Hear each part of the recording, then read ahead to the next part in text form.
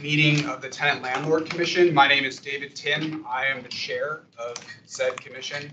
And we are having a meeting where the Housing Commission is present, although I understand that they are not technically meeting themselves here today. So we're going to get started with roll call for those present, and then move to approve the minutes from last month. So I'll just start here. Matt Royer. Here. And Kristen Clegg. Here. Garrett Mukherjee. Here. Sarah Lanford. Here. Welcome, new tenant representative. Sarah Lanford, thank you for coming. Emily Camardo. Here. And I, David Tim, am present. I believe that gives us a quorum. So let's call the meeting to order. We'll start first with approval of. We have no minutes. I will unilaterally approve the non-existent minutes in that case. Oh, and perfect. Ryan Whitaker. Present. Present. Thank you. Beautiful. It wasn't close at all with the quorum, so that's great. We'll go straight into. Oh, I see. Thank you. We've got a couple people joining us via video from the commission. Anyone? Roldo, were you trying to? No, I was just making the text. Okay. So with that, we have a very full agenda. It's a big meeting for us, obviously, and it's important to have the Housing Commission here as we've been working on these aging property report, and the county's been hard at work on long-term CAF strategies. So we're excited to hear that presentation from Anthonyzia. But first, we're going to go to public comments, and I think we have a few people signed up. So I understand someone named Frank Duncan has signed up. Okay. Hey, Frank. Hey, so how you doing? good to meet you. How it works here is we have 3 minutes for public comments, and we'll put up a timer on the screen, I think. Okay, you ready for me now? Miss. Yep, we're ready for you. All right, I'm Frank Duncan, and I live in a shelter apartment in Arlington. And I sent this out for the simple fact is that we having a problem in my apartment complex. And so the other resident is scared to come out to talk. So they sent me, because the simple fact is I have been there since it opened. Now, I have some papers here that, number one, we got a problem with a water bill. The young lady right here, she got a water bill for $5,000. And I got proof right here. It's a $5,000 water bill. Then they also got the resident paying late fee for a water bill that's not included with the rent. And so they constantly each month get a paper on their door threatening them, to telling them they're going to put them out in 30 days. And most of them in there is like senior citizens, and they worry sick that they're going to get put out. Now, we've been going back and forth over this water bill thing. Now, if we're in a apartment complex, like I said, I have proof to show you that we got a bill for $5,000 for a water bill for 1 month. Now, and also, when you go to the rent office, the manager is so disrespectful that she do not have time to listen to what we have to say. So they don't go in there, so they come to get me to go in there to talk. And also, as far as the water bill and the late fee for the water bill, they constantly give you a bill each month for different things that it's their fault and not the resident fault. But they have changed manager over for the last, since the corona, it's been like 4 managers. And they've been trying. Now we got a new manager called Harbor Group. And I'm gonna, I don't have number one copy of this. I don't need this. But the new manager we have a meeting Friday at our residence. And they want the meeting. Now they came up with what the problem is. And the problem is the same thing I'm talking about. And if there wasn't no problem, they wouldn't want to have a meeting with this. So I'm just gonna pass this on, y'all can look at it, I don't need it. But, it was just, the thing is, we done went back and forth to different people for someone to come and look at the problem going on in our building. I had a young lady to go in there that don't even live there. She went to the head manager. The head manager told her to go to the office and introduce herself and let them know what she do. She went in there and the manager that was in 10 there seconds. disrespect her. And the young lady I was talking about is sitting right here. And the only reason why I had to do this to her because the simple fact is it was so important that I got him to speak of this. So I do appreciate y'all listening.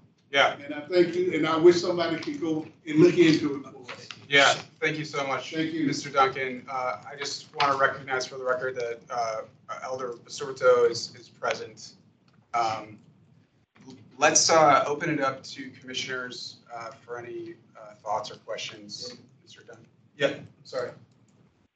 Yeah. Go ahead, Ryan. The water bill is sent from your landlord, or is that directly from the county? No, the landlord, well, this is the problem. We trying to figure out, do we have our own meter? Ain't nobody ever showed it to us. So what they do, they just, Wait, hold on, what's on the bill? from the landlord. The bill's from the landlord? Yes. Okay, did they give you because the county bills for water. So if the county has to give them a bill, so you should get proof of Right, what but they see, billed the landlord. my thing is a family that was there and they went home back to their country for a whole month. There wasn't nobody in their apartment. And they got a water bill for $110. But I understand that there might be a problem with the billing, there might be a leak, there might be a number of different issues. See, that's what we. I know, but Wait, sir, sir, yeah, just give me a second. So what I would suggest you do is ask for the county water bill that the building received in order to pass that bill along to whoever's getting a high bill. They should be able to prove to you that they got a bill of X amount, and that's why you're getting what you're getting. And then if there's a leak, there should be something about, that your landlord might have to deal with the leak, because it's obviously not your building. So if there's a leak, the landlord should be able to investigate the leak, and frankly, they should be able to usually you can get bill relief from the county if there is a leak, on a one-time basis or whatever. It's a case-by-case thing. But the first thing you need to do is you need to find the bill that goes behind what the landlord passed along to you. Thanks, Ryan. Any other commissioner comments, questions? Yeah. Yeah. Go ahead, Matt. Oh, what was the time frame where that $5,000 was incurred? Well, You said it was a month? Yeah. I mean, that is an astronomically large water bill for a month. And that's for one apartment. Yes. Yes. And the young lady is sitting right here, and that is her bill. For one day, and that Yes. was for 1 month. Right. Okay. Okay, I didn't bring this up, but we were there for a whole week with no hot water, right? So we went through all this to try to get them to give us some hot water, and they couldn't get it. So they finally got the hot water, and then my thing was, and they apologized to us about no hot water or nothing. Yeah, I understand. Hey, Yes. Mr. Blue, you had your hand up. Yeah, I wanted to say that, I'm remembering, thank you for your comments and for your bravery to come here. I'm remembering that this building has had issues since 2016. They were actually prior to what happened at Serrano. And the Right. same thing. Yes. There was about 16 residents and the same things were occurring there that are occurring at Serrano Apartments. We got the leaks, we got the bill, security mistreatment at the office, no hot water. We have security issues outside of the building, around the building. I would just like to see, I was one of the residents from Serrano Apartments. I would like to see some kind of action taken so that we don't keep repeating this same thing. We can always call somebody to say, hey, this is an issue that's happening at this building, but why is not AHC Inc., why are they not reaching out to their buildings and checking what's going on? Obviously, nothing has changed at the shelter. We're in 2023 now. Correct. Thank you for your comments, Thank sir. you. Kristen? So for the woman who has the $5,000 bill, how long have you lived there, and do you have a history of previous months where you can demonstrate that it was typically $80 or $70? How? Okay, she got they tell you what her bill was from month to month. Mm. And yes, she do have that. And it's, the thing is, the water bill is not supposed to be with the rent. They said it ain't with the rent. You got a different water bill, a different rent. But then they said, no, both of them together. So, go ahead now. Oh, no, go ahead. So it's so confusing because the simple fact is, one time, the shelter didn't never had to pay water. And then all of a sudden, it just popped up. Half of them were paying it, half of them wasn't. And half of them that were paying it was the people that wasn't on house grant or Section 8. They wasn't paying water. But then all of a sudden, they put it all back. They had everybody paying it. But when they put it that everybody paying it, the people that wasn't paying it, they were trying to get them to pay back the money that they wasn't supposed to be paying. What I was going to say, and obviously we haven't read your lease, but just for clarification to anybody in the room, that depending on how the lease is written, your utilities can become rent, just depending on how the lease is written. And that is why if your lease is written this way, the fact that you're getting notices about late rent when it's really utilities is just because of the way the lease is written. Well, I'm glad you brought that up because the simple fact is, most of them don't have a lease. Most of them lease. The last time they had a lease, it was before the corona.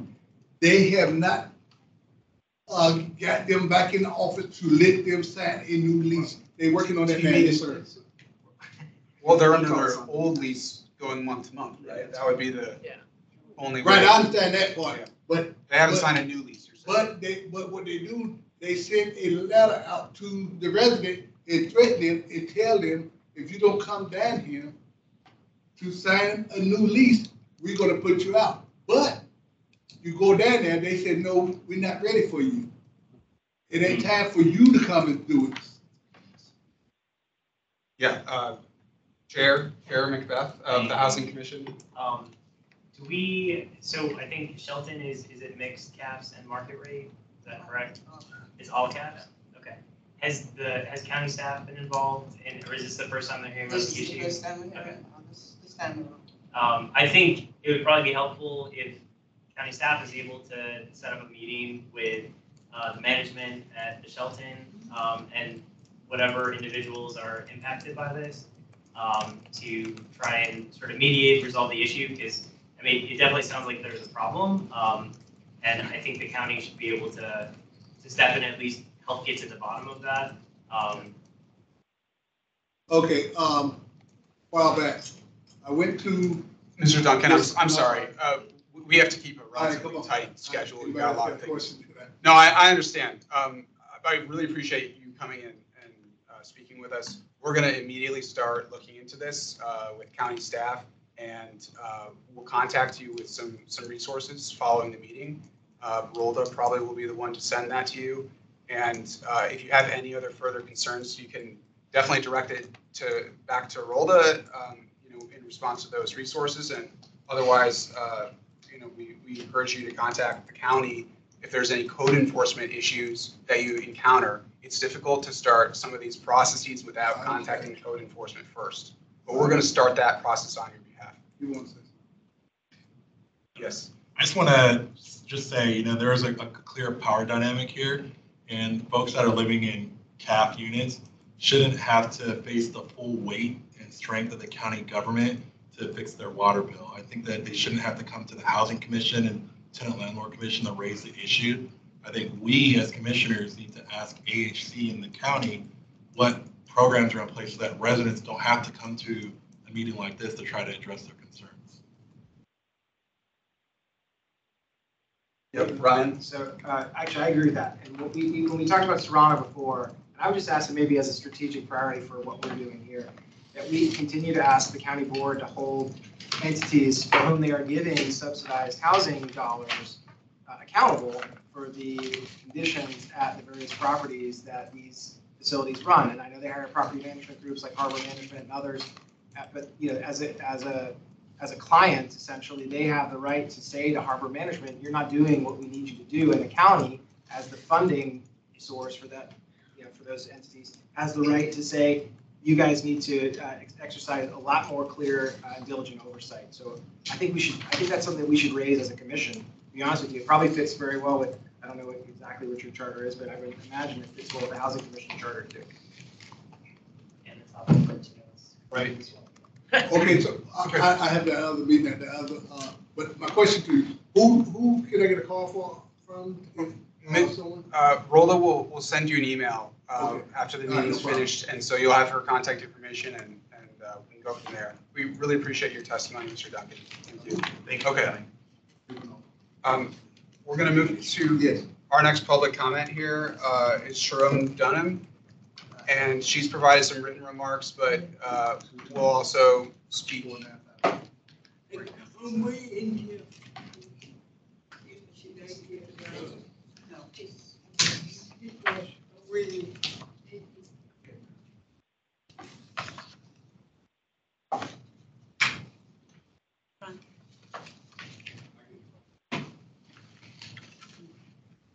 And Hector, in light of Ms. Dunham's disability, I think a reasonable accommodation with regard to the timer is appropriate. Thank you for coming. Thank you. Thank you.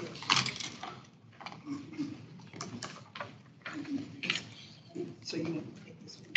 Yeah.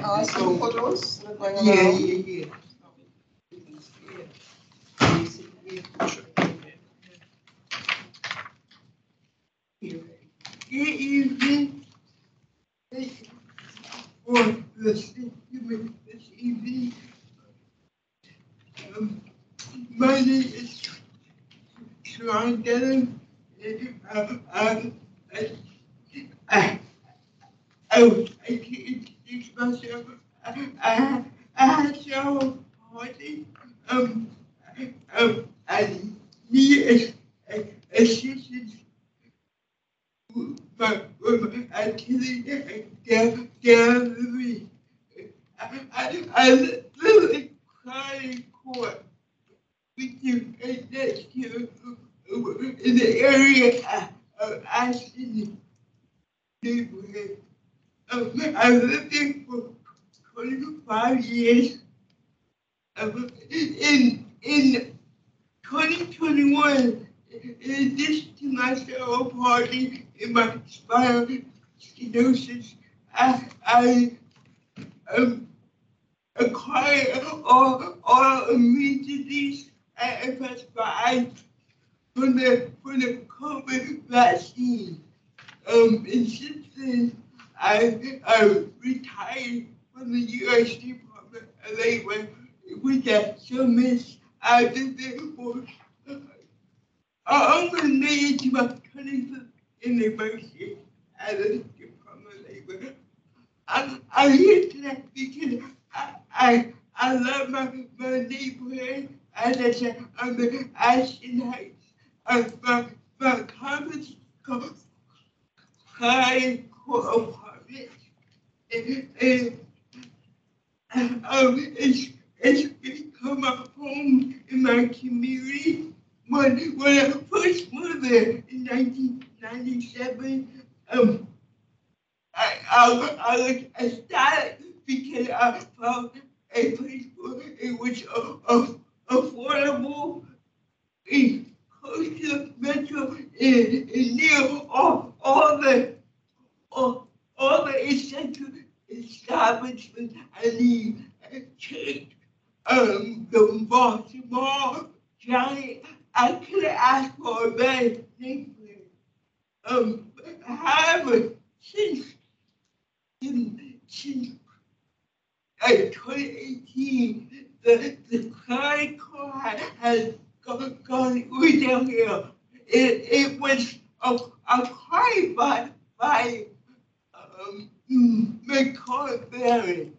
It had so many issues, but tonight I want to focus the garbage and rodents that has played this conference for 2 years. Because of my speech impairment, I asked my mother, who's been living with me for past 2 years because of my additional disability, to come up and give the rest of my speech. And also, I'm accompanied by Heather. She's also a resident of Clinic Court. She will have her own speech time. Right now, I have my money changed and I come out. Hello, everyone.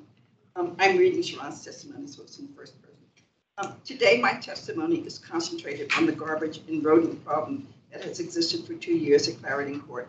Included are images which demonstrate the issue, and the responsibility of blame is twofold: tenants and management. One, garbage is consistently placed. Excuse me, do you have the pictures that I left with you? Yeah. Well, more than just, I left, there's different images, so it's more than one picture. Okay. Yeah.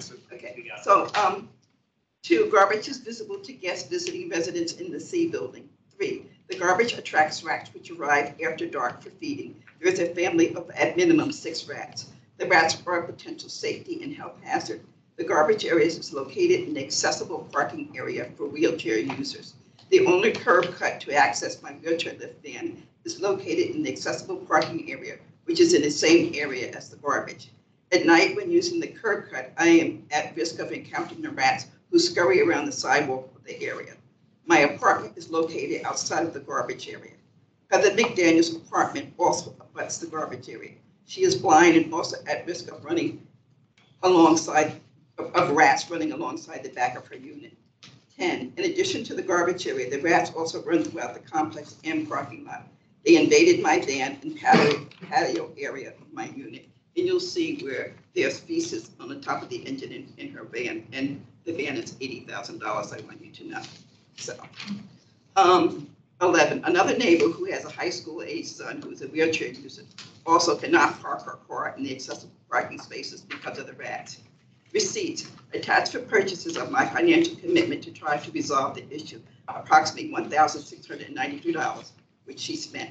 6 new garbage receptacles, 4 new recycling receptacles, rodent repellents, signage, and tape for garbage can repair. Communication. Spoke with the office multiple times, suggested cameras, suggested going through garbage left on the ground, and setting notices to individuals. And 4, inquired responsibility of tenants as provided in the lease. Suggestions: 1, enlarge garbage area for more receptacles. Currently, only 6 garbage receptacles for 36 families. 2, add a fence wall in front of the opening to the garbage area. 3, camera to identify violators. 4, send lease violation notices. And 5, inform in Arlington County. Conclusion: I would like the Arlington County Tenant Landlord Commission to assist Clarendon Court in holding violating tenants responsible and assist tenants to hold Clarendon Court responsible for resolving the issues. Thank you. Thank you so much for coming to speak today. We really appreciate your thoughtful testimony. I'll open it up to commissioners for questions and thoughts. Yeah, Chairman Beth. Question, is this cap or just all market rate? I don't know anything about Clarendon Court.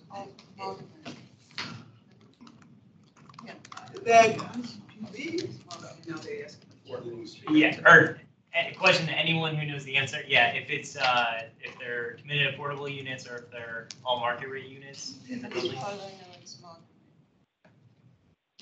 So, and the reason I ask is just the leverage that the county would have over the landlord or the property owner. So if they're market rate units, and I'm trying to think based on what you had described. It may be market, but it has income limit. Oh, okay. Oh, So then that doesn't sound like market rate then. no, Okay. it's not. Income limit. There are people there with housing vouchers. As a matter of fact, the lady we identified with the son, there are a lot of immigrant families and they're afraid to come in and to voice their complaints. And so we have that issue too. Yeah, Kristen. So this is a statement and a suggestion possibly. The Arlington County has very strict regulations that hold all multifamily housing communities to a standard of the amount of trash pickup versus the amount of recycling pickup. And actually, it's very heavily regulated, and every community must submit an annual report of how many trash pickups they have each week and how many recycling pickups they have. And there's a very sophisticated algorithm for the ratios. And then they come out and inspect your property to ensure. So the multifamily housing is compliant with their regulations. You know, we can help from a sort of a landlord perspective, and obviously we should reach out, but I would highly encourage you to reach out directly to the Arlington County's trash and recycling program. Elizabeth Crowther is her name. She's a great person, a great resource. Let her know that, you know, based on your experience, there's something wrong. I mean, either everyone in your community is over trashed and over recycled, or maybe your neighbors are putting trash in there, but based on the photos that you presented, as a landlord myself, I don't think that they're in compliance with the expectations of the county. I don't know that for a fact, of course, but that might be a very good place to start that has some teeth to it. And that, you know, they're just sort of something to put out there. Can someone email us that name? Yeah, we will. In fact, we'll make an internal referral and we'll copy you, Rolla. We can coordinate that, right, with, okay, great. We'll make an introduction and also, you know, advocate for them to take a closer look at this as well internally, and we'll keep you updated on the progress. But Ryan, you had a... Yeah, I mean, in addition to what you were going to say, Kristen, I'm a landlord too, and I sympathize because sometimes trash is something that landlords can't completely control when people dump all the time. And we try to stay ahead of the problem, and the problem keeps getting worse. So it's very difficult. However, the landlord should be able to take steps to try to minimize dumping, or whether it's tenants or people from outside, you know, off-site that dump at the property to create the situation you're talking about. The first step, I think we should refer it to the recycling program, as Kristen or you suggested.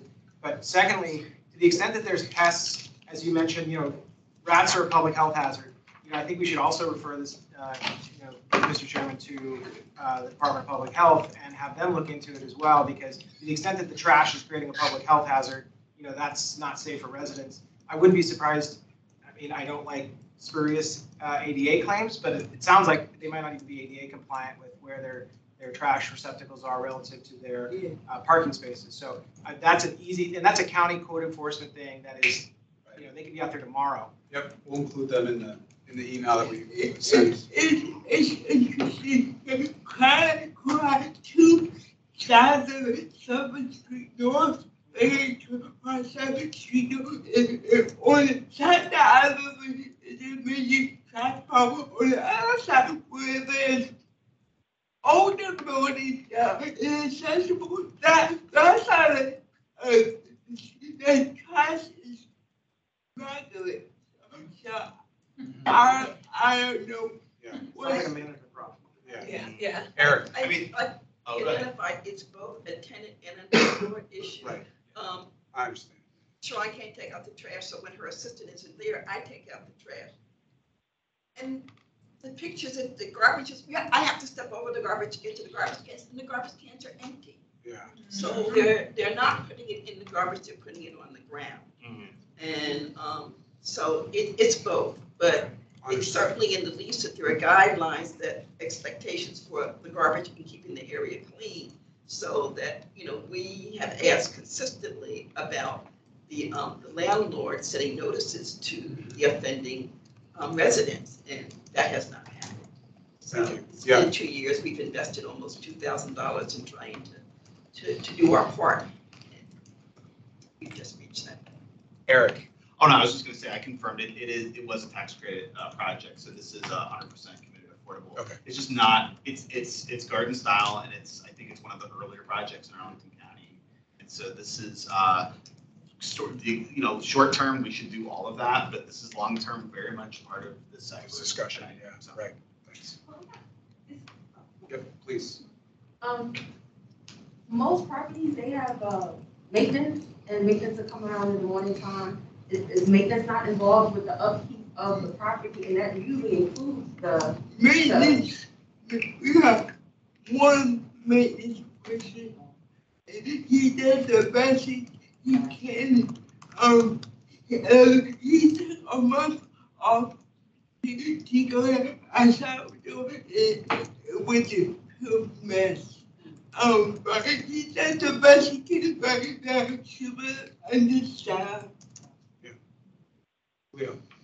To Eric's point, I thought this was an APA property, Clarendon Courts, well, it's under the county CAF, affordable housing. I wanted to know who was I don't know if you mentioned the property management company? McCormick Barry, but they put me on, we can set this, we get that. No, and they just put me so that it was great. Ryan. I don't think it's beyond the scope of what the Tenant Landlord Commission does to also send a letter, maybe referencing the referrals that we're going to make to these county departments, letting the management company know that we've been alerted to this.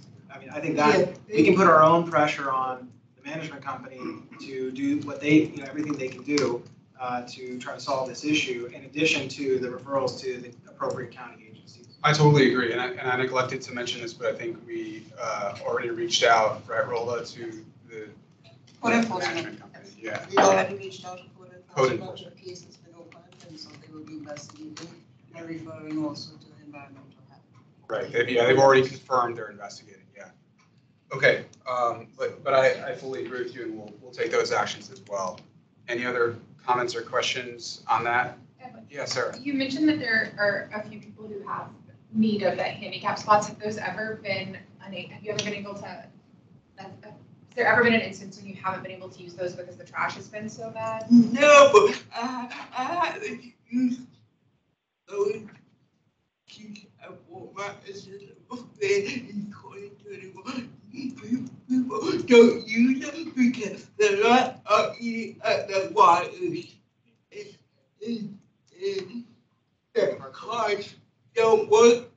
So the people who need the spot are not using them because they don't want extra bill from car plans.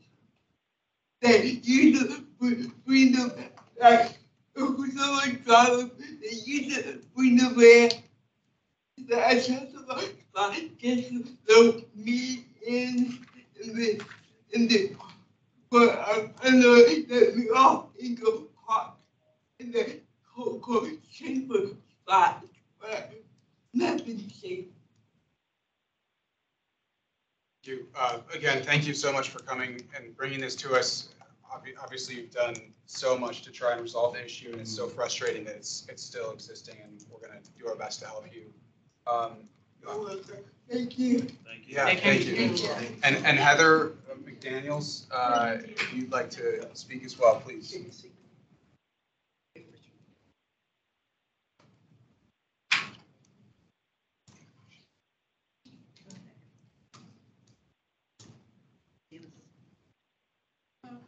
Thank you very much for allowing me to speak. Okay, can you all hear me? Yes. I have a quiet voice. Yes, my name's Heather McDaniel, also a tenant at Clarendon Court Apartment Complex. I've lived there for about 5 years. In that time, I've noticed a lot of things with the rodents there.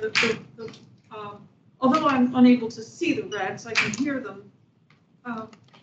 When I go outside, I get afraid of putting out the trash and everything, although I do it, and I see the rat, the little cockroaches and stuff around the apartment, and I spray it, and I've asked periodically for them to come and do the spraying in my apartment, and they're like, well, we'll put you on the list and thing, but my thing is the safety issues about Clarendon Court. I'm a woman who's blind, living alone, single, and when I go in the laundry facility, I see a lot of litter and the laundry machines, the washer dryers are dirty. And there are homeless people that are sleeping in the laundry facility. They don't keep keys. They don't give us keys to the laundry facility. And people from the shelter or off the streets can go in there and they sleep there. They make it their rooms and they sleep there. And I reported it to the leasing office and they're like, oh, I'm sorry. And they do nothing. And I've called the police and they're like, well, call the non-emergency number. I call the non-emergency number. And they're like, well, unless they're in your house or they put their hands on you, this conversation is over, and they hung up on me.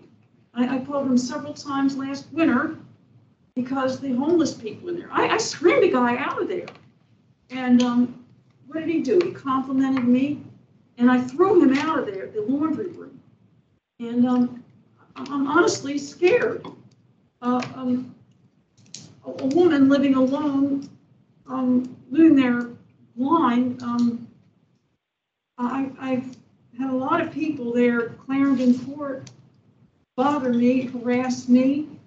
I really think it's an unsafe neighborhood for a blind woman living there alone. I don't mean to use this negative grandiosity on you all, but it scares me sometimes.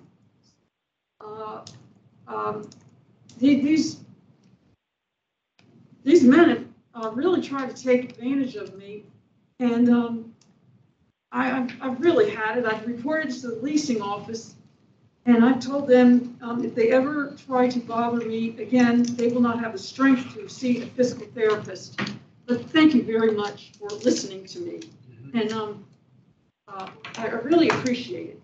Thank you. Thank you very much for coming. I really appreciate it. Yeah, appreciate your time. Thank you. Any commissioners with thoughts? I had a question. Yeah. Is your laundry room locked? No, I've asked them at the leasing office of Clarendon Court. They said they will give us the keys.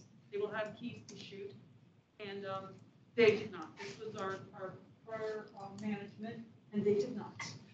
Okay, and is the laundry room in a locked building? No, so it's, so there's no barrier. The access is from. There's zero barrier, got it. We have a shelter across the street to come in. It used to be that way.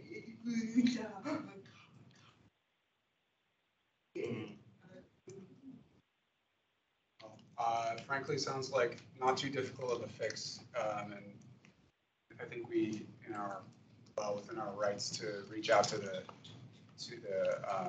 management company and suggest that they do this. So, unless there's any other comments, Yeah, I mean, that's a liability for the for them as well, If of anything course. were to Yeah, I happen. mean, it's hard to imagine much more closely aligned interests in preventing this obviously unsafe situation. So, Do we know who owns the property? Like, is it one of the? That's the management. That's the management company? Yeah. No, it's the, I thought that was the owner. The owner and The owner is management. McCormick. Oh, okay. oh, they're both, okay. Okay. There's really no information on here about whether or not they're They- on They may, but that's certainly a safety issue, which again is what we're gonna talk about. Yeah. But it's also disconcerting to hear that potentially that Ms. McDaniel called the county. Yeah. Sounded like with Right. regards to folks getting at least maybe temporary shelter or services, and if that was not received well, a little curious what happened there, because we have a pretty robust network. Right. We take this very seriously with the yearly, all this, right? The yearly count, everything. So it sounds like maybe there's multiple failures Right. here. Yeah, I agree. I So- do have a message from the housing Okay. This property does not have a manager. Thank you so much. Maintenance comes from DC and. Maintenance comes from DC. Yeah, the person, maintenance person comes from DC. Sorry, I didn't mean. I know, So no, I do not have that's an the answer. answer. I would Okay. not have been able to find that. Civil rights. Yeah. For the new lease and consultant. So I think they're based out of Chicago or someplace, Illinois. Midwest, yeah. Midwest, yeah. Minnesota. Minnesota? Yeah. Okay, Oh, yeah. thanks, yeah. Wow. That is far away. So if it's a tax credit property, it's not necessarily Dramatic. county, like, it doesn't necessarily mean AHIP money was used, We right? have- So, I think they hit the money. oh, Yeah, okay. it does. So it's directly applicable to what we're gonna talk about. Yeah. In a minute. It's overseen. Arizona had flown in 2016. And excellent segue then. I think that was the end of the public comment, right, Rolda? So we'll go right into it, I believe, and that you're the one presenting. Is that right? Hi, everyone. Yes, I'm here. I'm ready to present. So here, let me go on camera.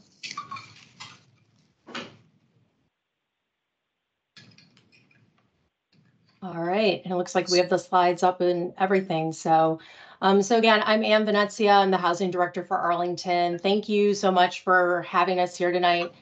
This is probably the biggest commission audience I've ever spoken to. It's really a pleasure to have both commissions together in one room. So the purpose of our presentation tonight is to provide an update on the county's recommendations on the long-term strategies for improved oversight and tenant support at aging cap properties. So you may recall that this report and the recommendations were released in April 2022, so about a year ago. And they were a result of extensive discussions with staff and the community, many of you, on ways to inform a more proactive and coordinated long-term approach to the county's oversight and resident services. So next slide.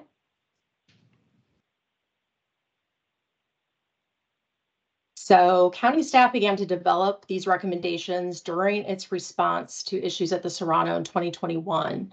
And although the scope and strategies quickly became larger, many of the opportunities and long-term strategies focus on clarifying roles and responsibilities while also improving communication and coordination.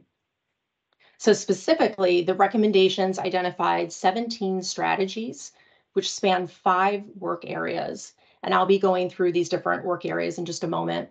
And these strategies aim to inform a more proactive long-term approach, as I said a moment ago, to resident services and county oversight, while still enabling owners and property managers to lead these efforts. Again, ultimately, given the role of the county, we really do rely on owners to be proactive and to manage their properties well. So a year later, we are excited to report on progress in many of these areas and are here to present highlights from this one-year report. Next slide. So just to go through the structure of the report, I think that Rolda and Alex shared this with the commissioners earlier today. It really is comprised of 2 sections. So the first few pages touch on highlights from the past year. And then the second part of the report is an appendix, which really provides detailed updates on each strategy. So tonight I'm going to really focus on the highlights, but I do encourage you to take a look at the more detailed section as well. So next slide. So the first area of opportunity that was identified in that 2022 report is oversight and asset management. So assuming not everyone in the room has recently read it, I'm going to just remind everyone what that strategy is or that area of opportunity. And what it states is the county's oversight of affordable housing properties should be strengthened to ensure property owners and managers are providing safe and high quality living environments for residents and are meeting residents' expectations for services and unit conditions. So to support this goal, the county has made strides in several areas these last 12 months. So first, CPHD Housing has increased CAP inspections, so inspections at committed affordable properties, from approximately 5 to 10% of the portfolio annually to 20% of the portfolio annually, and is in the process of hiring an additional staff person to focus on compliance, communication, and conflict resolution. So as you can see from the chart, we have significantly increased our inspections just over the last year. Next slide. We've strengthened our oversight and asset management in additional ways as well. So DHS has procured a vendor to increase their inspections capacity for the more than 1,800 units that have a rental subsidy. And this contract will go into effect in 2024. So just as CPHD Housing has increased our inspections capacity, DHS is right behind us, and they're going to be doing the same thing next year. Additionally, the county now has a vendor to assist with environmental testing, which includes mold testing. So these services can be used as needed. So specifically, again, as some of you may recall, when we did do full inspections in Serrano, we did see some moisture issues in some of the units that we wanted to do some follow-up environmental testing. So now we have a vendor on call. So if we do see moisture or suspected mold in any of our units that's concerning, we do have an opportunity to follow up and do testing if we need to do that. Next slide.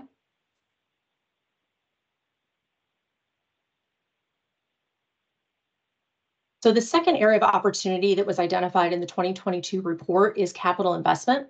And so this area of opportunity aims to explore additional resources and strategic planning to ensure the long-term sustainability of the county's aging housing stock.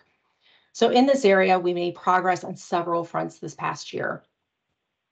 First, we added language to our AHIP agreements to strengthen requirements for inspections and compliance, including reporting on progress if a certain number of units, don't pass inspection the first go around. Additionally, language was added to strengthen eviction prevention measures and support resident councils at properties. So again, this language that I'm referring to in our AHIP agreements, this is going into effect for projects that are going to closing from this point forward. And lastly, staff explored additional enforcement opportunities via our site plan conditions. So we worked with our county attorney's office, our planning staff, our zoning staff, a variety of folks from around the county, really just to see if there's another enforcement mechanism that we could explore beyond our AHIP agreements. So while we don't recommend pursuing this approach, it did prompt further conversations internally around enforcement mechanisms and what's within the county's authority to be able to enforce. So next slide. The third area of opportunity is coordination. And specifically, this area says that the county should develop a more systematic and coordinated process to inform interagency response to oversight trends and resident concerns. So for this area of opportunity, progress made the last 12 months includes the following. First, the county manager's office has convened an interdepartmental team to address CAF properties and their needs.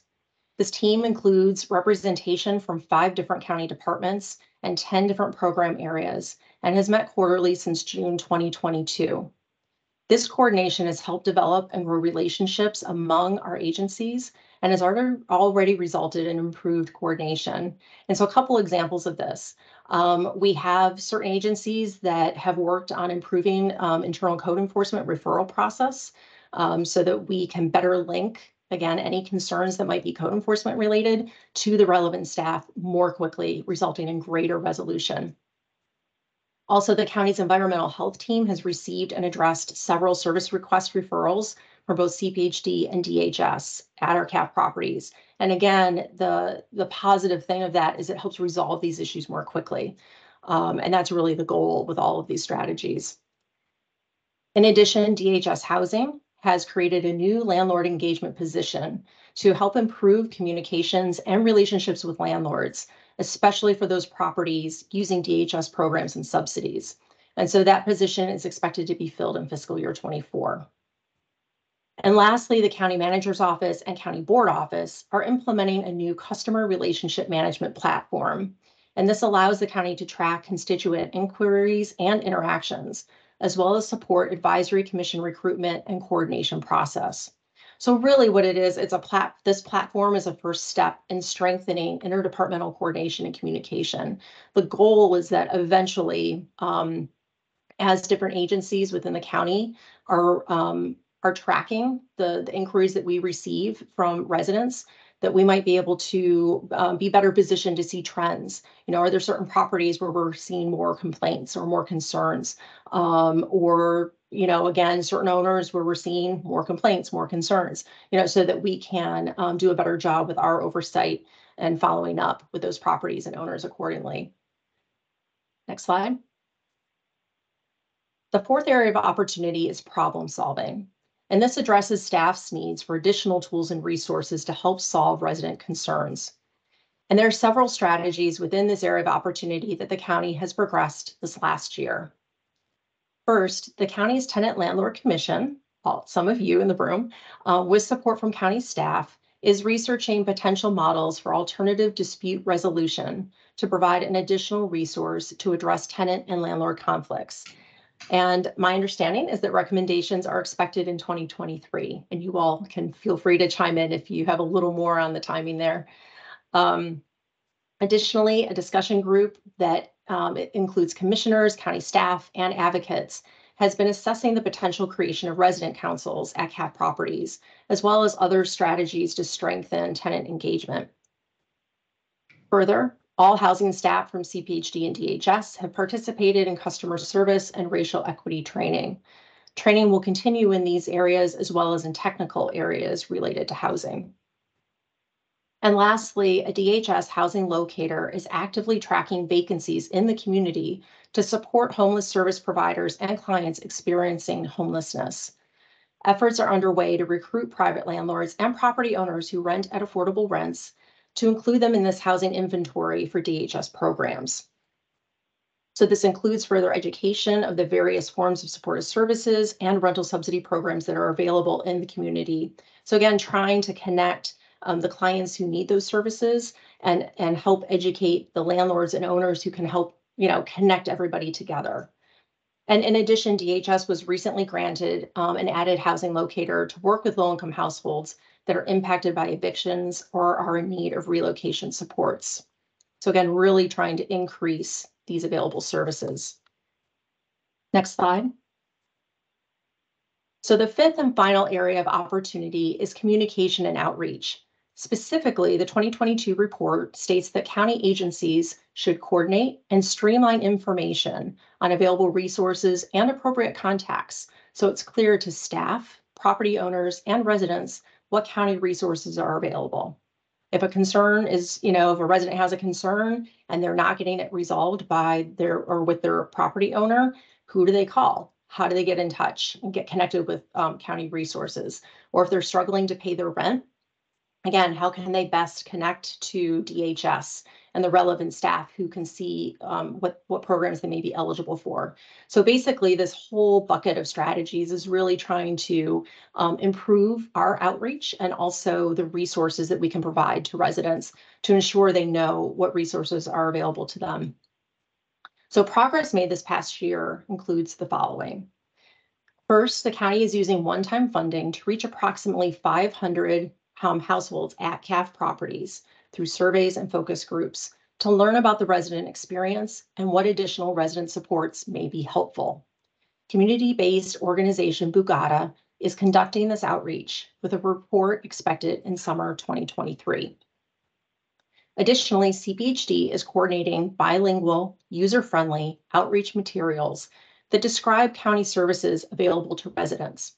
And we're doing this by soliciting materials from around the county. So that interdepartmental group that I mentioned a couple slides earlier that has been meeting, we talked to all of them and said, if you could share a one-pager to residents and owners that talk about the services that you provide, what would be on it? And so what we're doing is we're putting together this bundle of resources that will be available electronically and also in paper form. And we're looking to distribute these materials to all CAF properties and all residents living in CAF properties this summer. Further, several countywide events these past 12 months, including the Live in Arlington information fairs in October and in April, incorporated resident education on tenant rights and responsibilities, as well as available county resources. So to continue this outreach, we're organizing a tenant summit for June 6th, and Rolda is leading that effort, and we're really excited for it. Lastly, the Arlington County Public Health Division mailed all CAF properties an outreach letter encouraging property management to contact environmental health technicians to receive a free consultation on pest control.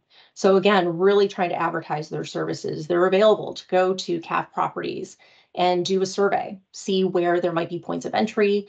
One of the speakers tonight, one of the residents that came and spoke and talked about trash, are there ways to better maintain trash and increase pickups and things like that?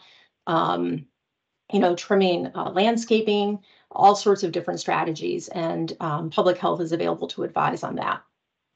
So as I shared earlier, in addition to these highlights, more details on the status of specific strategies can be found in the appendix of the report. And the appendix is pretty lengthy. Again, there are 17 strategies, so I'm not going to go through the whole appendix. I will spare you that. But I do encourage you to take a look at it following this meeting. So last slide. So while a lot of progress has been made, the county continues its efforts to improve oversight and tenant supports, and will continue to report on this progress going forward as part of its annual Affordable Housing Master Plan report beginning in 2024. So again, shared a lot of progress in different areas tonight. Again, there's a lot more in the appendix, but the work is ongoing. As some of you may recall, when this report came together last year, this really was framed as a multi-year effort. And so we really look forward to hearing any additional ideas that folks have, any questions that you have for me, and I'm happy to turn it back over to the commission. Thank you, Ann. It's always a pleasure to have you at the TLC, and we really appreciate the important and difficult work that you're doing. I am going to open it up to commissioners who have questions or comments. Yeah, Chair Macbeth. Thank you.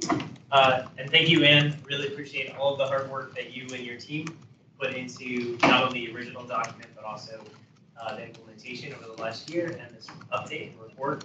I have a lot of questions. I'll just start with the first and let other people have questions. So for the highlights, the third bullet down under oversight and asset management, you talked about the county has procured a vendor that specializes in environmental testing, including mold testing and remediation. So I was hoping for some more context about that. I know one of the recommendations in the joint TLC and Housing Commission report was to provide free mold testing for Arlington County residents. Is that what this is for? Is this just an internal tool for the county to use when they need mold testing for units? Can you talk about who that's sort of meant to serve and how that works?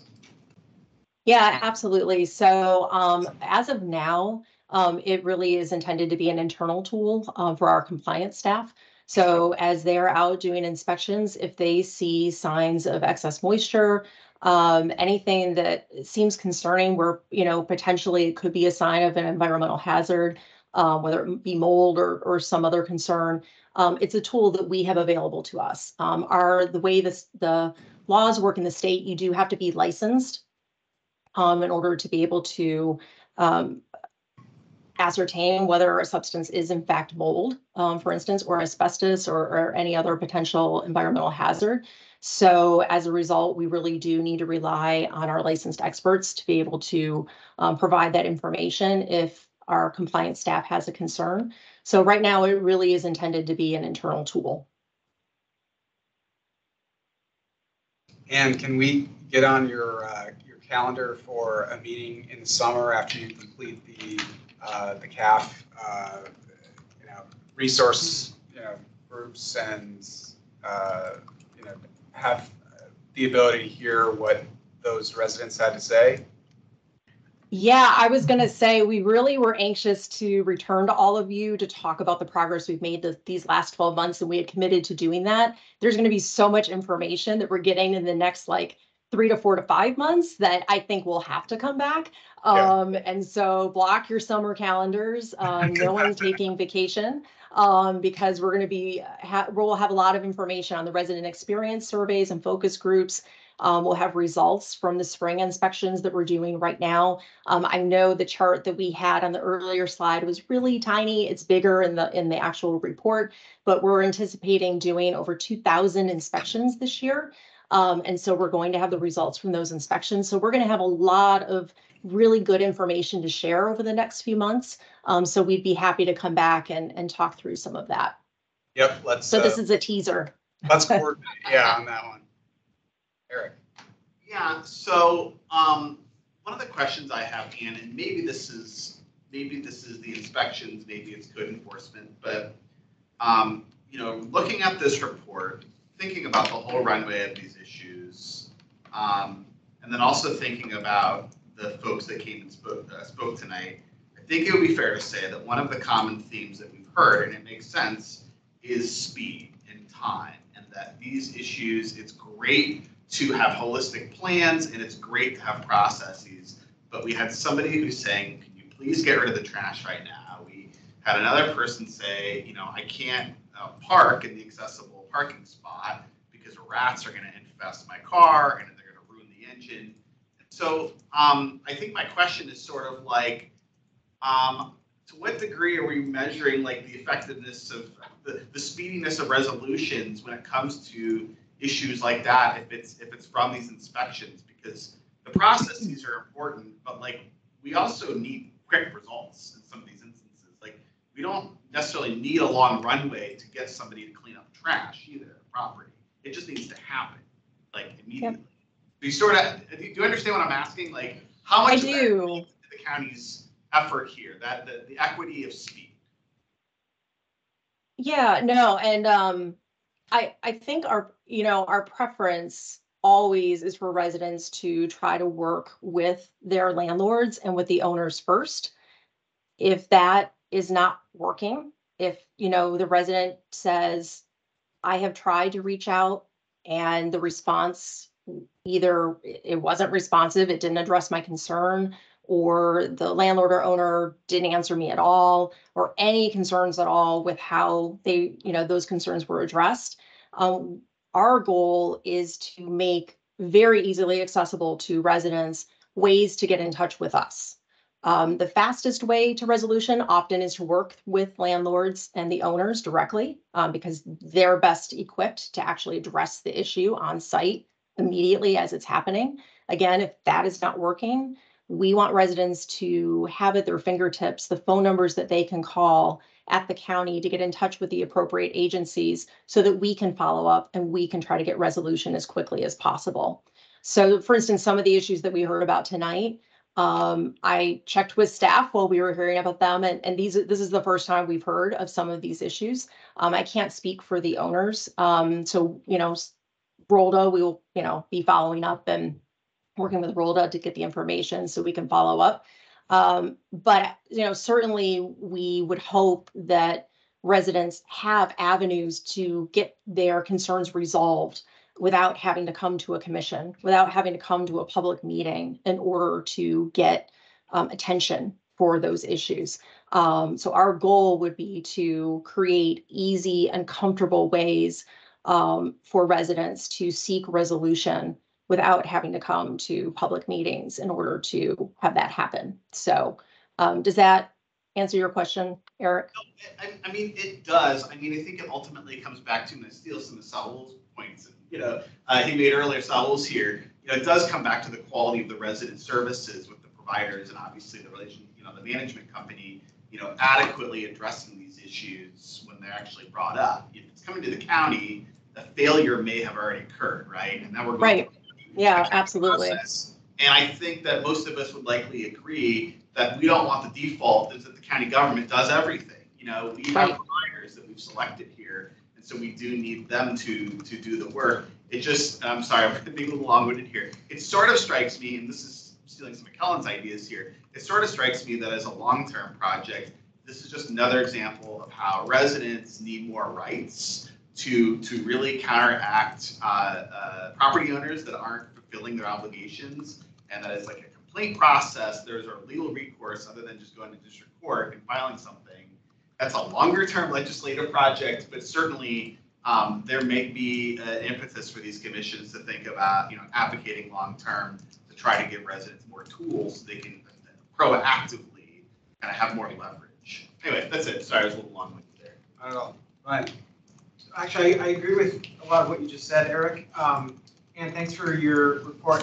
One of the big things, it seems to me that the county has all the levers that it needs to pull in order to do these various things, whether it's, everything from at the extreme end, police, if you've got a safety issue, right, a security and safety issue, which we heard from tonight, she called the police and nothing happened, all the way down to, your office, the environmental health department, various groups that have the ability, code enforcement, that have the ability to enforce these things. It's just a question of whether or not they're doing it. And if there's a clearinghouse, it sounds like that would be a place where these things can be referred. And I think in a lot of ways, the TLC is sort of functions as a clearinghouse when residents come to us. I happen to chair our outreach subcommittee, so your outreach slide was particularly interesting to me. Because one of the things that we're talking about in the outreach subcommittee, and I think as a commission we're going to try to do, is suggest to the county board that they require, to the extent they're able to, a sheet, an information sheet that says, if you have these problems, here are the resources. And it be, to the extent that I'm a landlord, I'm already required to provide a recycling sheet to every tenant when they move in, and then annually. Why can't you have something like that to do the kind of thing that you're talking about, where a tenant has a place to go, so they can resolve their issues. However, the first being, and this is where I would differ with you a little bit, Eric, is the lease, right? Because the lease is the contract that governs that tenant-landlord relationship, and the landlord has obligations to fulfill just like the tenant does. And sometimes there's abuse on the tenant side, and sometimes there's abuse on the landlord side. And the lease is what governs and determines whether or not there's abuse. So if the county has a resource to help somebody, interpret the lease and tell them, hey, you've got an issue here, or no, you don't. I can tell you more stories offline, but sometimes a resident's not happy with something, but that doesn't make it unsafe or illegal or abusive or anything like that. And so helping tenants navigate through those issues, I think, would be where the county could step in and provide kind of a service or some advisory services. I've probably thrown out like 3 or 4 different ideas all at the same time because I want to stop talking, but anyway, just things to consider, and I hope that maybe we should work with you all, the TLC should work with you all when it comes to some of the outreach efforts you're talking about, because that's something that's been on our agenda this year. Yeah, no, is it okay if I respond to a few of those Please. ideas? Great. Yeah, no, thank you so much for sharing all of those thoughts, and I'll try to address at least a few of them. So in terms of the suggestion of having a list of, these are the key numbers to call in the county if a resident has a concern, that is part of the packet that we're putting together that we're hoping to provide to residents electronically and also in paper this summer. And so we can certainly work with your outreach subcommittee as well, if you'd like to preview that before we go to print.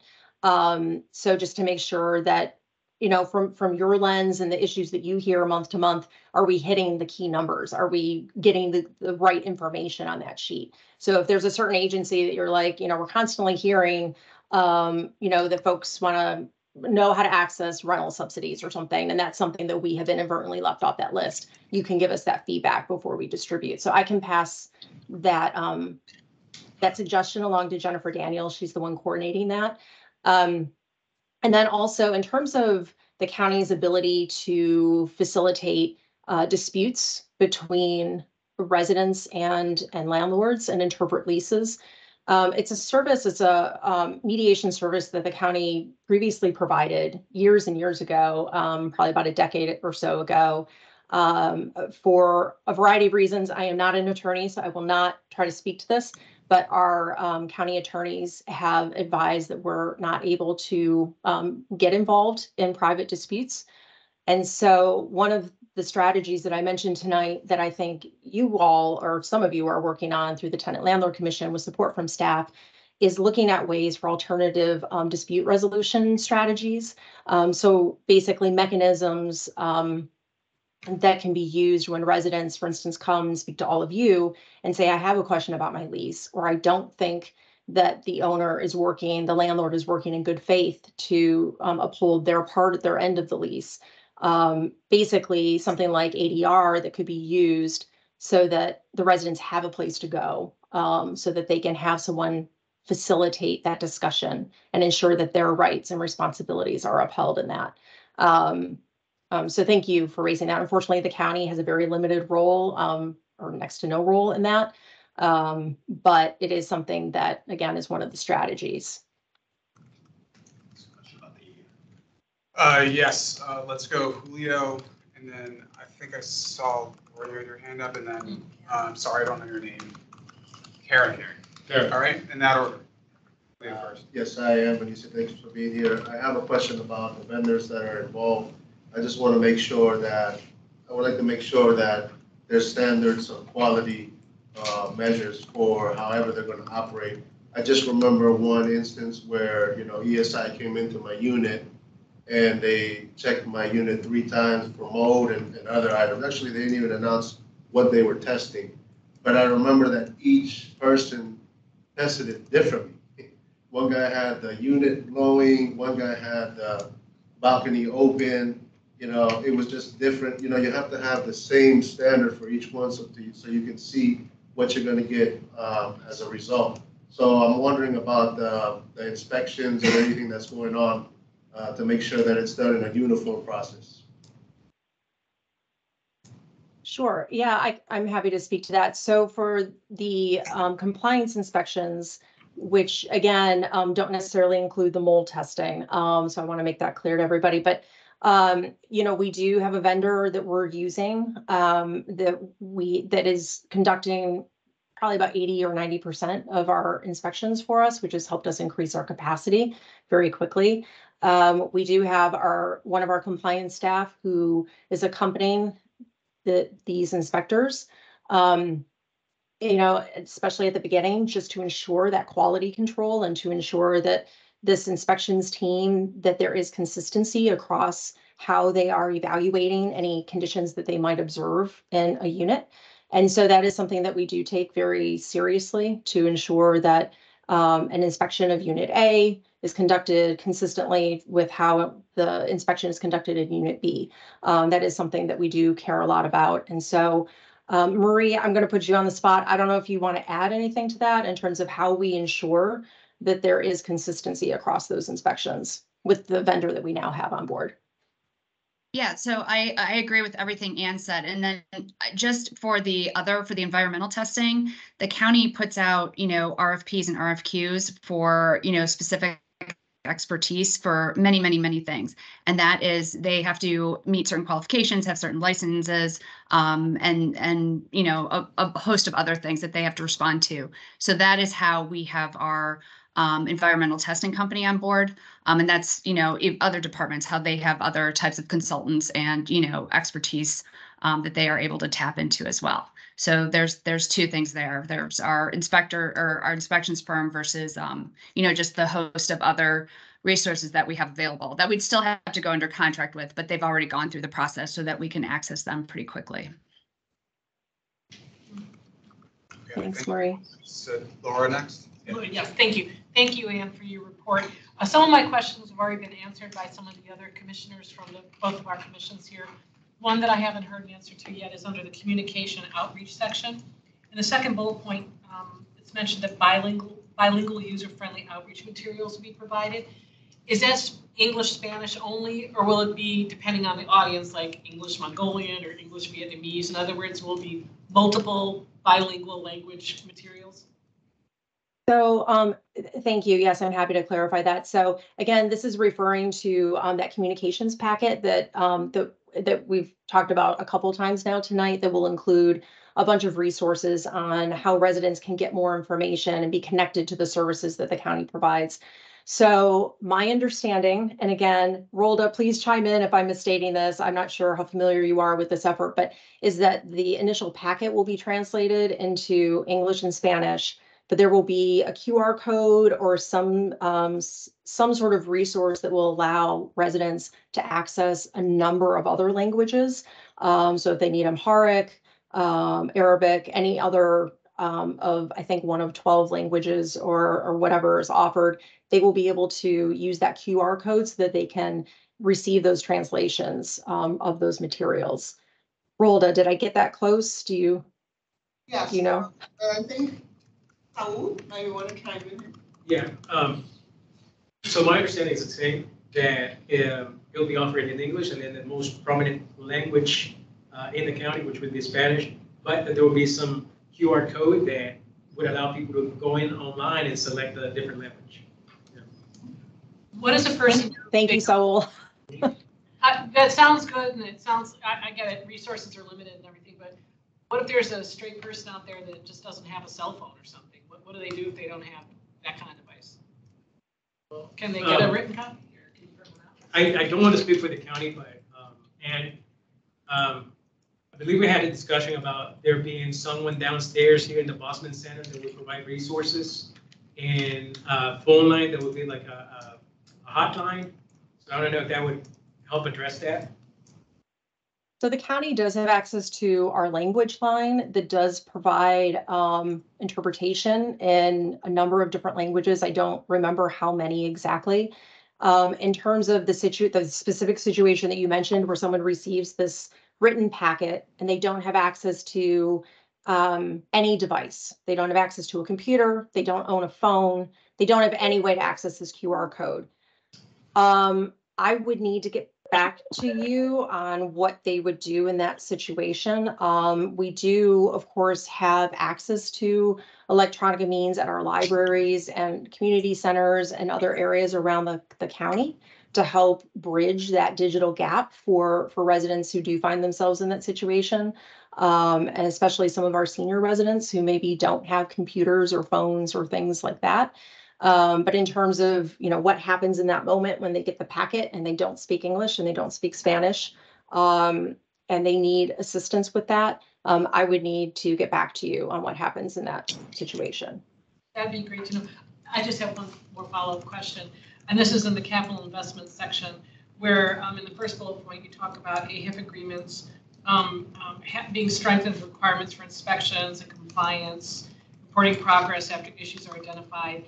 I think this gets to what Eric and others around the table have been talking about there's a lot of progress being made with processes, but the proof's in the pudding with the actions. And we even heard from our speakers tonight about, like for example, our second set of speakers in particular, where they've made their complaints and their concerns known and they're just not getting any reaction.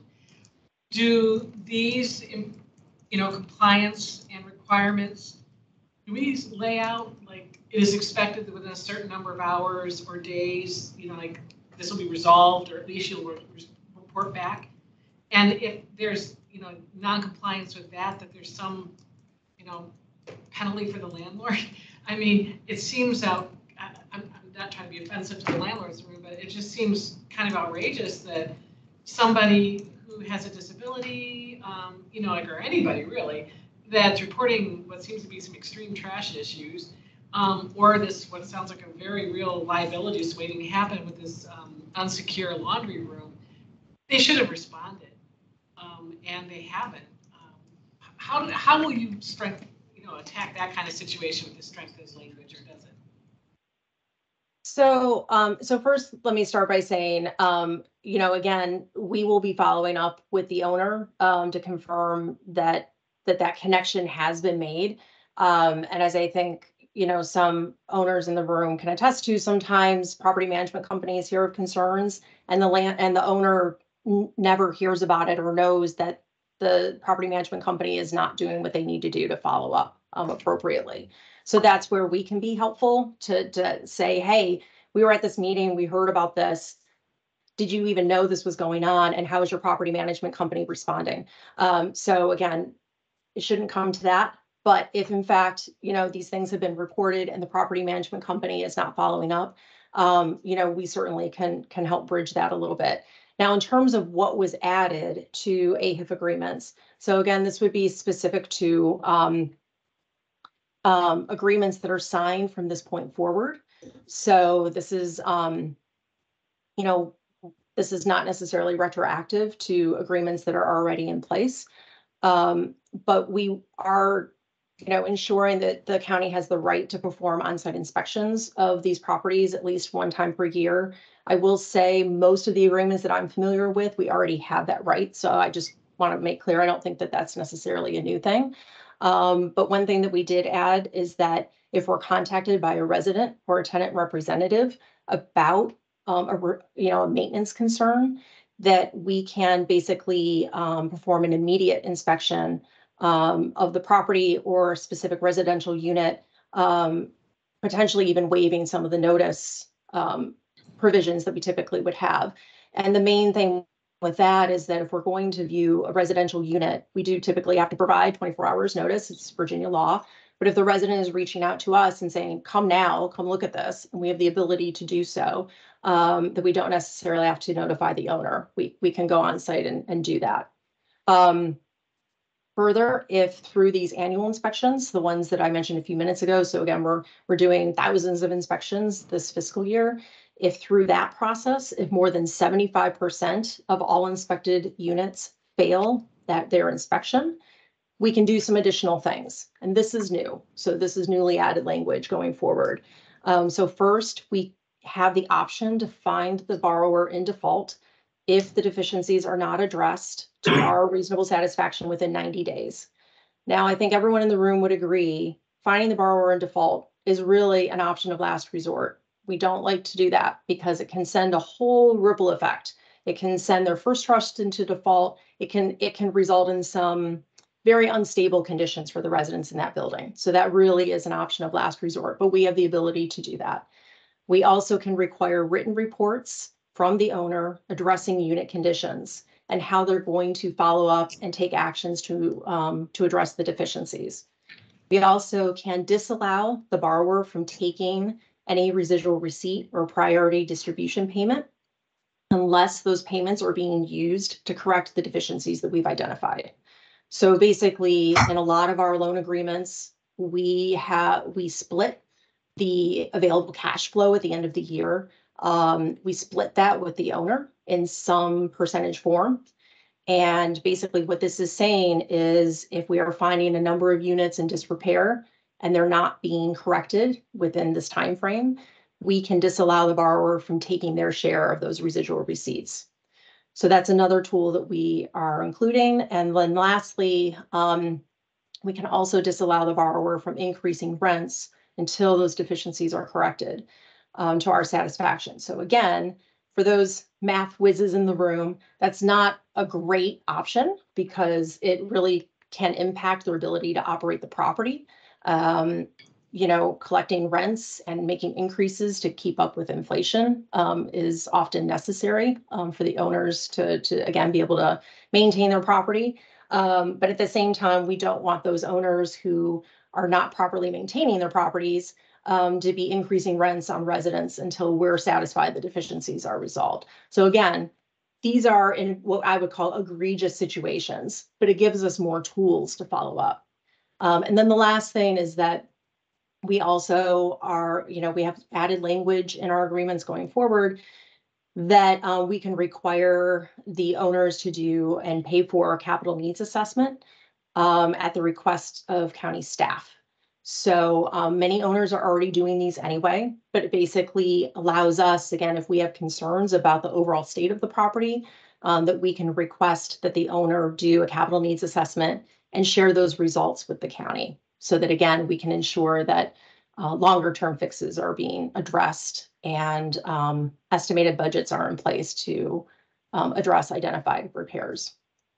So that was a very long answer to your question, but I just wanted to provide a little more detail around some of this added language that we are including in agreements going forward.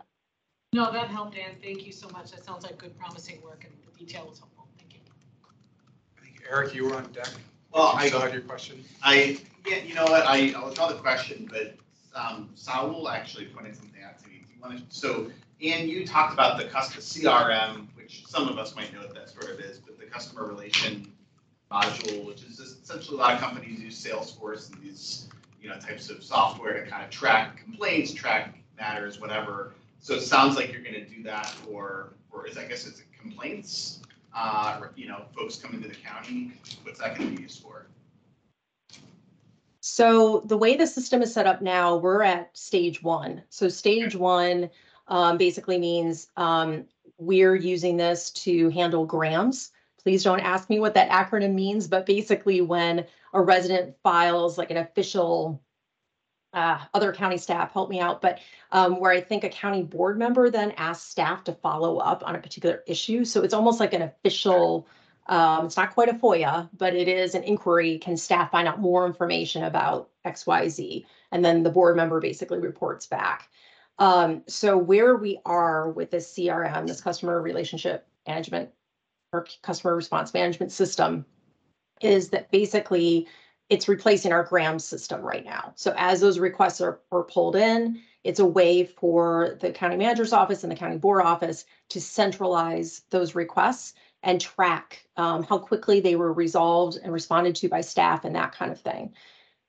The eventual goal, so again, like stage 5 of this, would be that all the individual systems that different departments and divisions are using right now to track resident inquiries that come in. So for instance, if someone calls our housing division, we have a tracker tool so we can sort of keep track of, you know, so-and-so from this property called, had this complaint, this staff person followed up, talked to these people, and then the date that it was resolved or not, and that sort of thing. So like we have our own internal system that we use.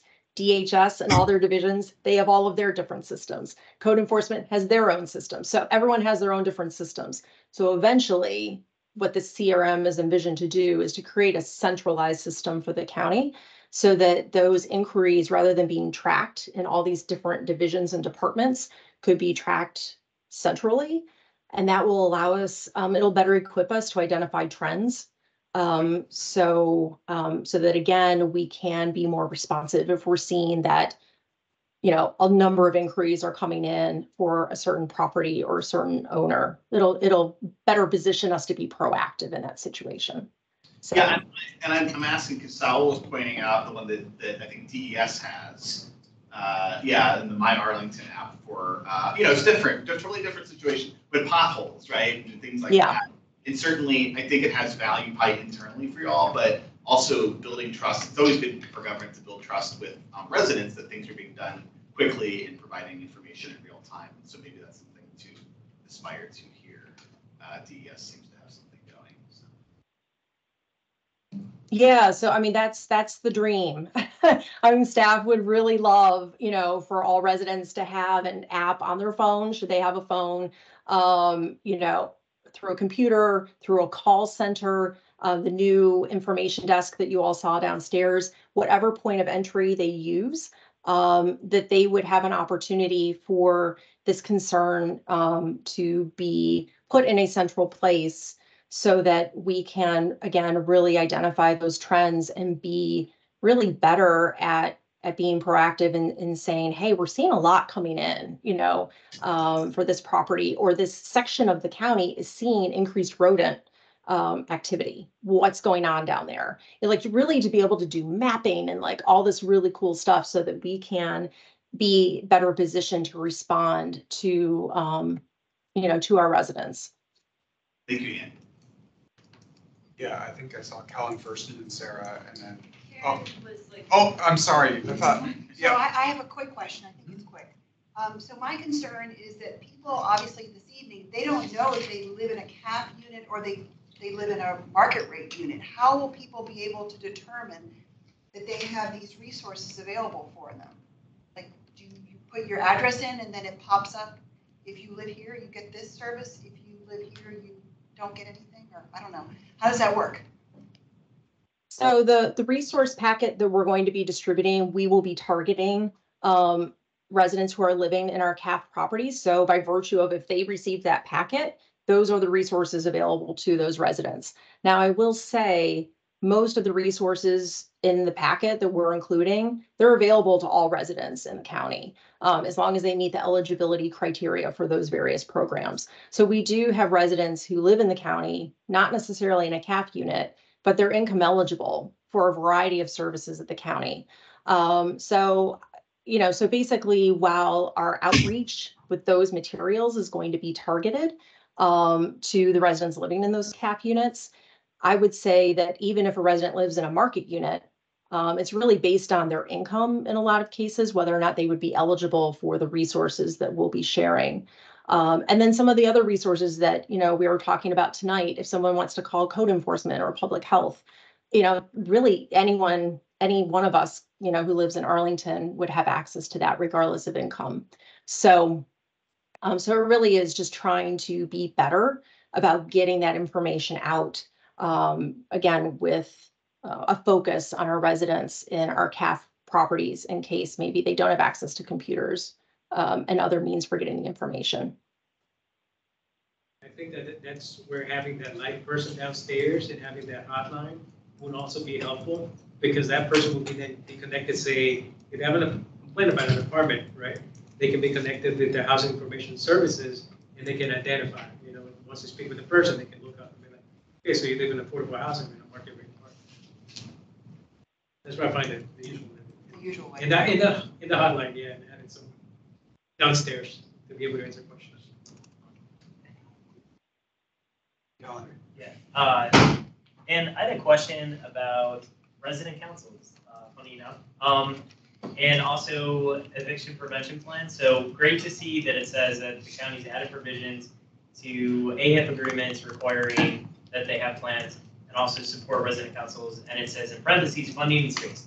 Can you provide more details about what type of funding, like how much, what is that for? Is it ongoing? When, just startup? What does space mean in this context? And also a little bit more about the eviction prevention plans, like what's required as part of that. Yeah, absolutely. So in addition to the physical compliance language that we talked about a few minutes ago that we're adding to our AF agreements going forward, we also have those two sections, Kellen, that you just referenced to really help strengthen resident protections and enable and empower more resident voice at the properties. And so with the eviction prevention process, without oversimplifying too much, it basically requires that the owners will have an agreed upon process with DHS. So DHS, this is really their space. And so really saying, you will work with the DHS staff and you and the human services director will need to sign off on what that process is. And so there needs to be an eviction prevention strategy in place that again is mutually agreed upon, and any future changes to that policy or strategy would need to be agreed upon as well. So shorthand, that's what that protection is that's being added. For the tenant council and association, the language that we have right now is that if a resident council were to form at the property, that the owner would allow for use of a community center if one is available. Some of our properties don't have common space or community centers. So again, this won't be universal. We'll have to tailor it depending on what the project is. But basically use of the community center during normal operating hours or as mutually agreed to between the county and the owner. So we can help advocate for that resident group if, they really need to meet Tuesday nights at 8 o'clock.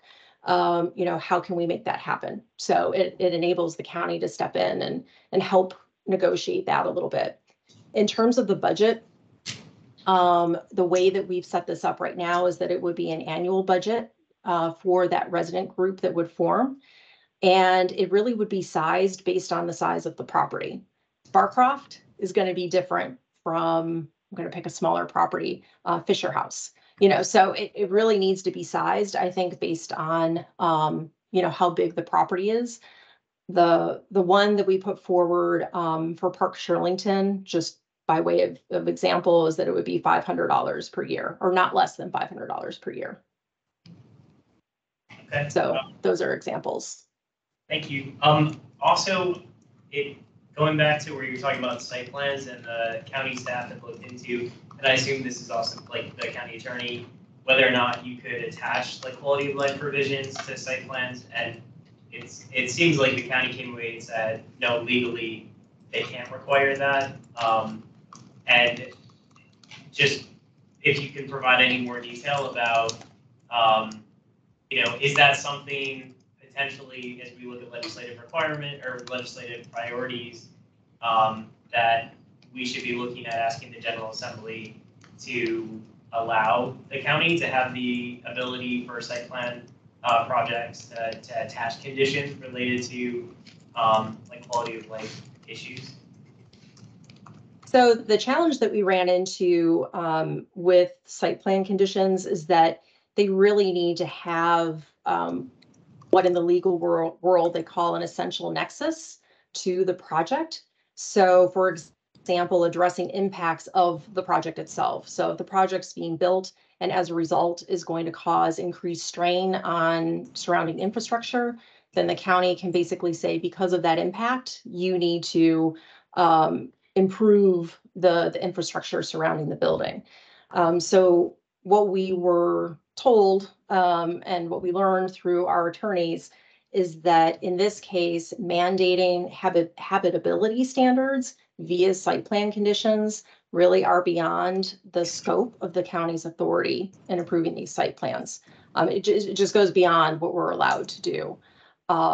So again, I am not an attorney. I can't really speak to it beyond that.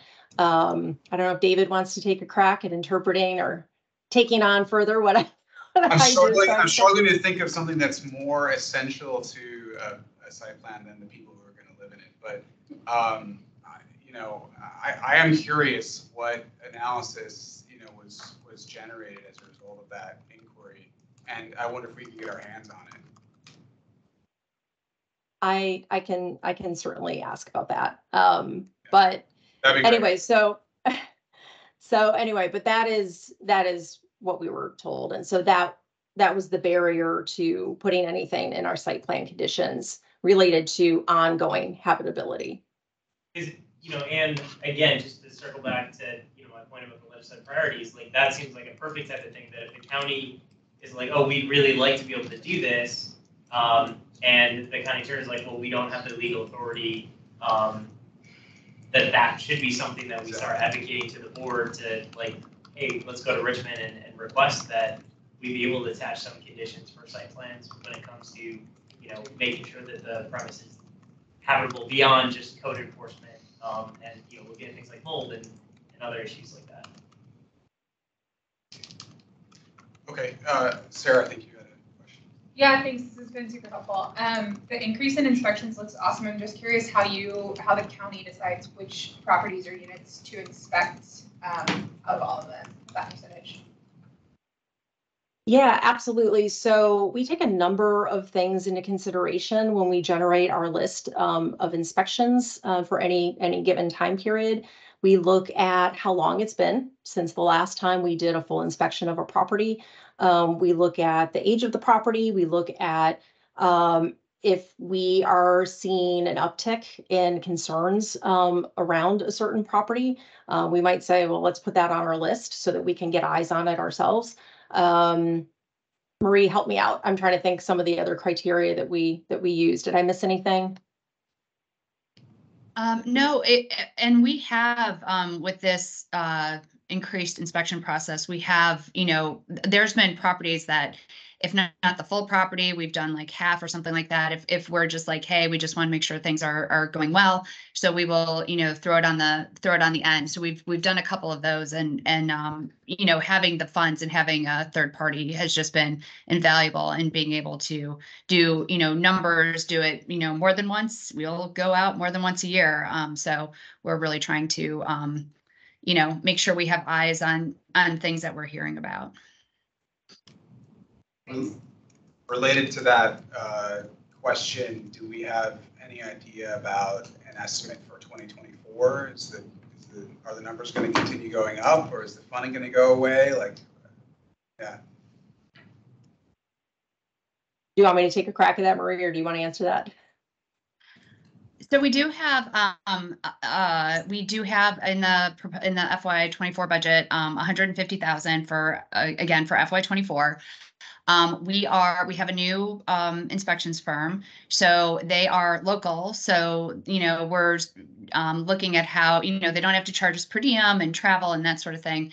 So, we're sort of watching the shakeout between like what their, inspections per unit or, their hourly charge versus, the other firm and how that goes. We are also hoping to split some in the fall, some in the spring. And again, our compliance officers also do some inspections when they go and do their compliance reviews.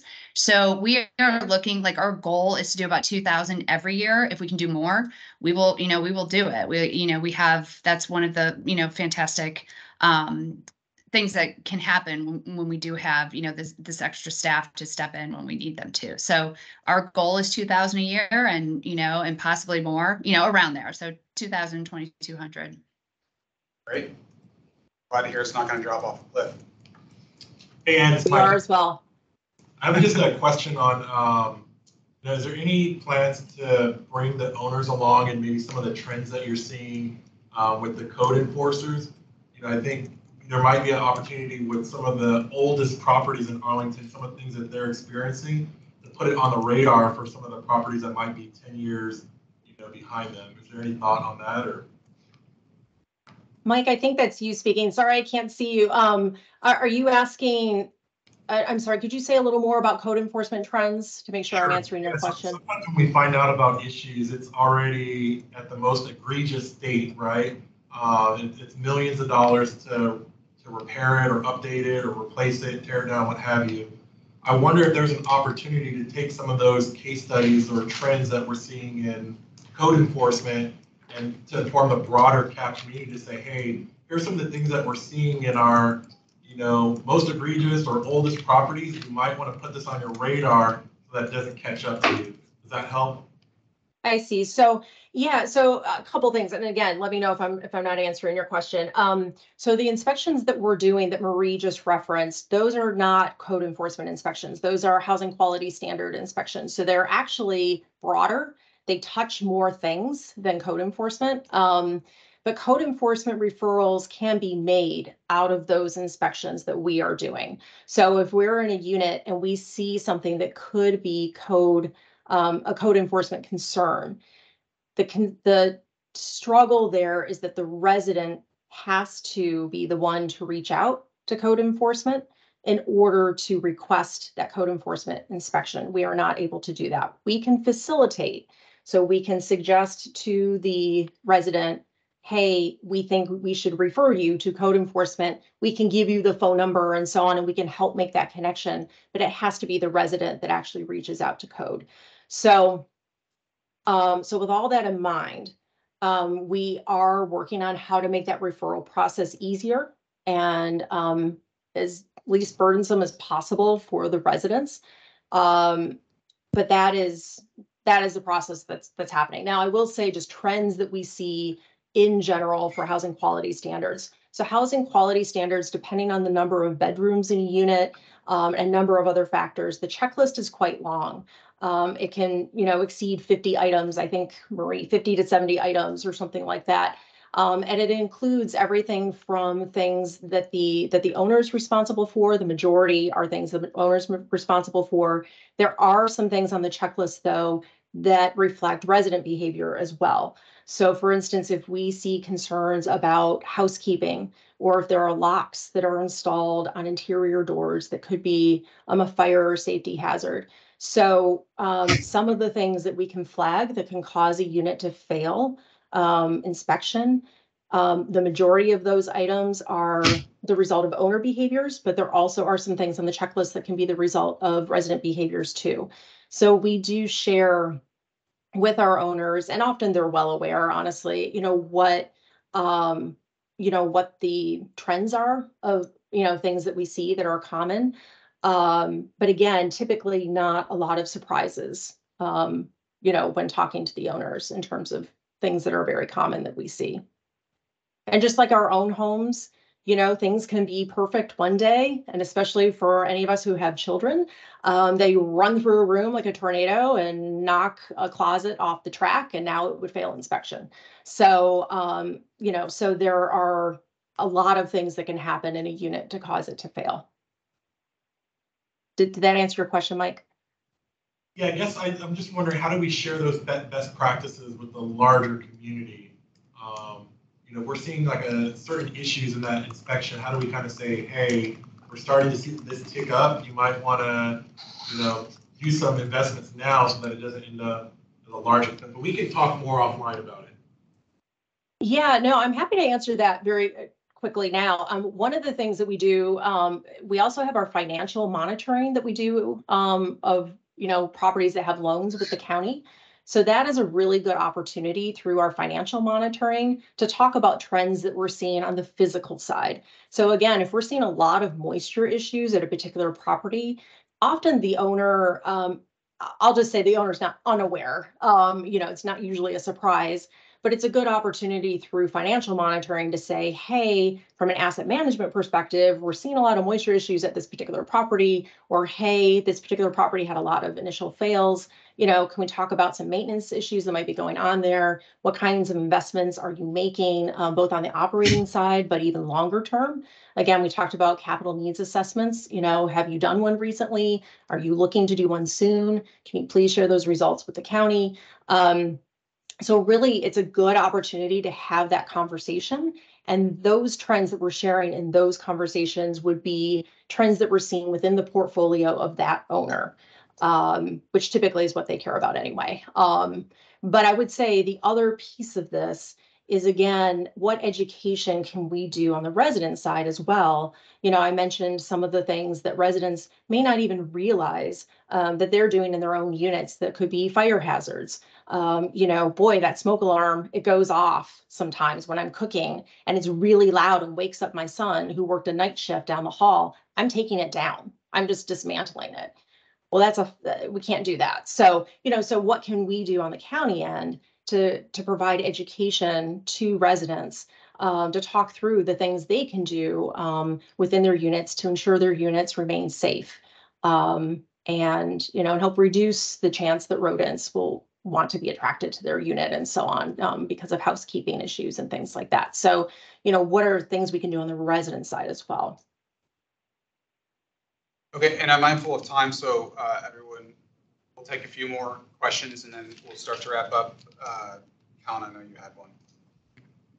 And so my question, during the Serrano sort of crisis, we heard a lot about discrimination complaints, fair housing, potential allegations.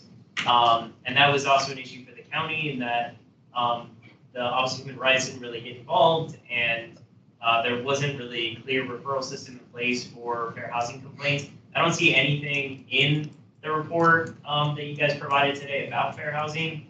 And I know there's work to help connect all the different offices and departments who are, part of sort of the nexus of housing issues. Can you talk about what, if any, role the Office of Human Rights has had in that? And also knowing that they're not necessary, I wouldn't recommend that a resident go to the Office of Human Rights for a fair housing complaint because they don't even have all the protected classes that the state does. Do you have a process in place to refer people to HUD, to refer them to the State Office of Fair Housing? Can you kind of talk through that? And my second question is just, at the very beginning, you had said if we have other suggestions or recommendations to let you know. We produced a report last year, I think with 33 recommendations. Maybe half of them lined up with the county. I think the other half did not line up with this. It'd be really great, and I know that's not going to happen tonight, but to know, specifically, does the county plan to pursue any of the other recommendations that were in the Joint Commission report, but not part of the CAP strategies document? Yeah, so I can speak first to if we receive an inquiry that sounds like a possible discrimination complaint. Those referrals, and Hector, I see you're on, so please chime in if I misstate this, but we're making those referrals to the county's Office of Human Rights rather than through HUD. Hector, can you confirm that? When we receive calls in regards to discrimination, we refer them either to the Fair Housing Office in Virginia or the Office of Human Rights and the county manager. They can choose either one of them. They will both investigate, but they will not do it at the same time. Preferably, is recommended that they take Fair Housing in Virginia.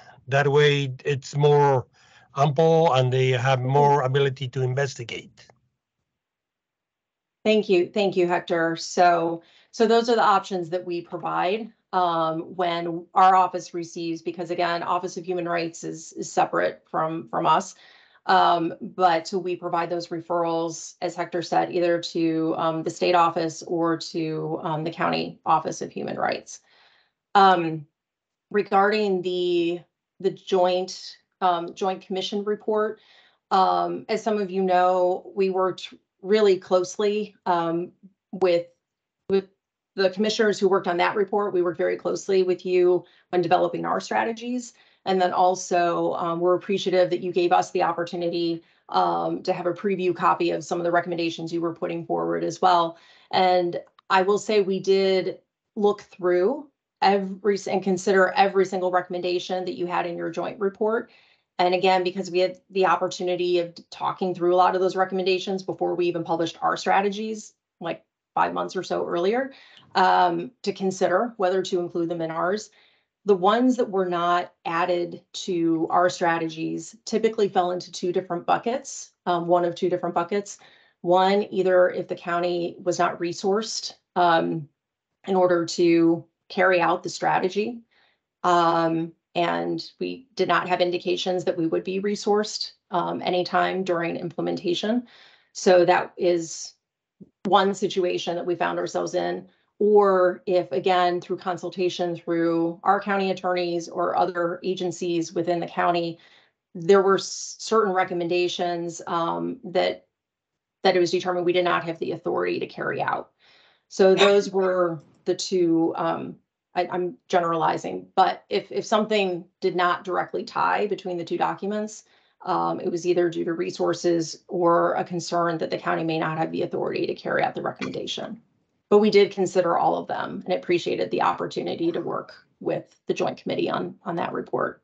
I think, again, it would be helpful, and maybe this is, a longer term thing, just if there are things that the county from that report that are not included in the CAP strategies that the county would like to do is like, hey, we would love to be able to do this in the future. We don't have the resources today. It would just be helpful to know what are some of those, like what are some of the key things that if you were going to try to incorporate that into future work plans, what would those be? Because there's quite a few of them that aren't included in the CAP strategies document. So I think from a commission advocacy perspective, it'd be helpful to know which ones the county's strongly considering for the future versus we don't think that's something that we'll probably ever do. On that topic, is there an internal determination for each of those things that the county decided not to pursue? Like a paragraph on why they didn't and what they did to investigate it?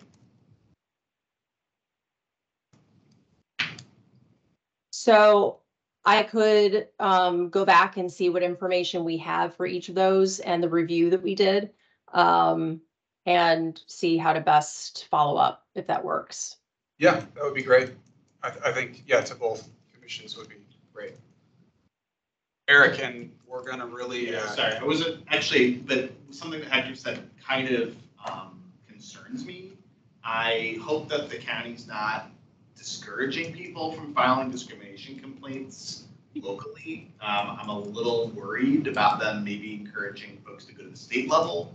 My experience, complaints of this nature are always best resolved at the lowest local level. And if the county's not adequately resourced, then that's also a concern. So I don't know if that's the case, but it sounds like maybe folks are being encouraged to file to the state. They're not adequately resourced. Okay. And then they don't have the same protections as the state too. So yeah, there's a lot of problems there. All right. Okay. Well, I just have one last thing for you, Anne. If there were one thing that you could use, if you could say one thing to the county board through the TLC or the Housing Commission, what would you put down? What would you have us tell them? This is the moment that Ann Venezia gets fired from the housing director position. Gosh.